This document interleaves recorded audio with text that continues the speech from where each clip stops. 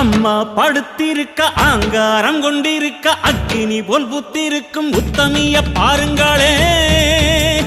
நீட்டி படுத்திருக்க நீதி சொல்ல காத்திருக்க ஈசான பொட்டலிலே மாசாணி பாருங்களே. அம்மா படுத்திருக்க ஆங்காரம் கொண்டிருக்க அக்கினி போல் புத்திருக்கும் உத்தமிய பாருங்களே.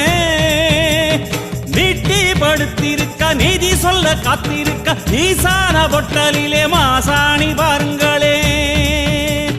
வம்பு வழக்கெல்லாம் துன்பம் கொடுக்கையில் மிளகா சாந்தரச்சி கேட்டாளே.